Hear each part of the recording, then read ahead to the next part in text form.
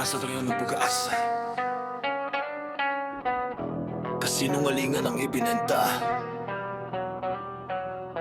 Gaano pa karaming dugo ang papakainin sa paraiso nyo? Panibagong umaga, balot ng usok, nalulunod ang bayan na bagay dumadawa. Mga pangakong piniturahan ng ginto, katotohanan ay ibinita, kapalit ang katahimikan. Mga batang gutom, mga pangarap ay winasak, ang hustisya mabagal, malamig ang habang tumataas ang buwis, lansangan ay naluluma. Sabihin nyo, sana wala kinabukasan.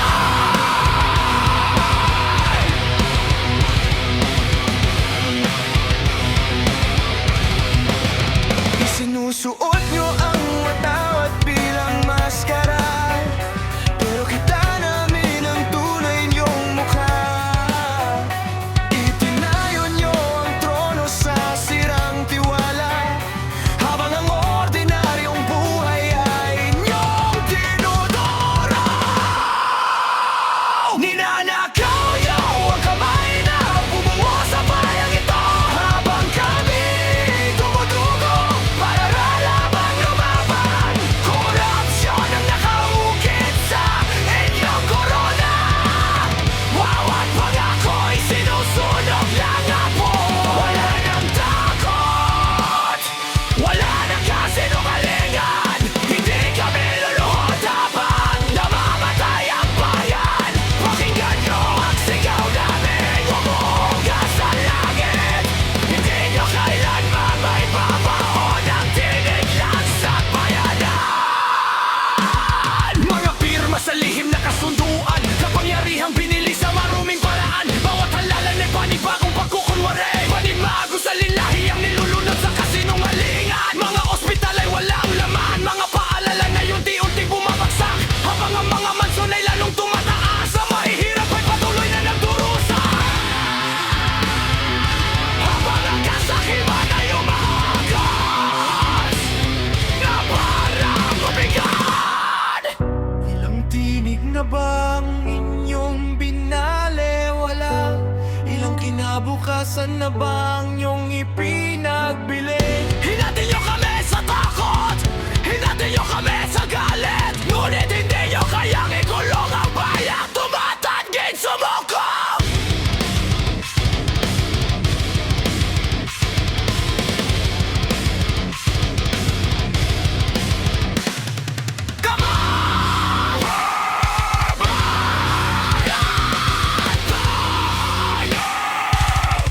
Inyong pag-asa,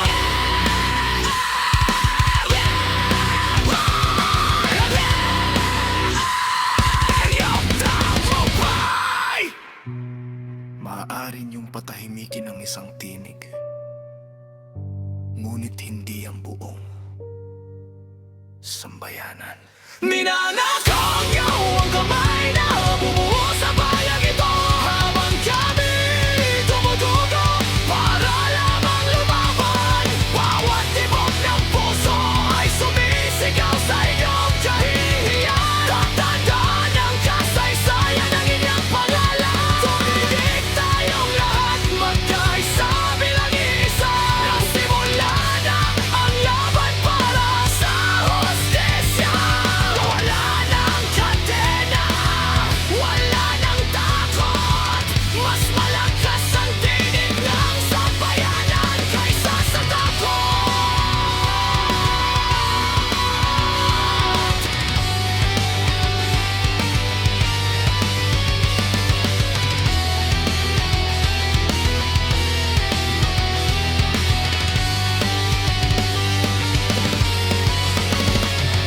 Ang lupang ito ay para sa mga nangangarap, hindi para sa mga nabubuhay sa kasakiman. Naaalala ng sambayanan, nagtitiis ang sambayanan, at balang araw mas malakas ang katotohanan kaysa sa kasinungalingan.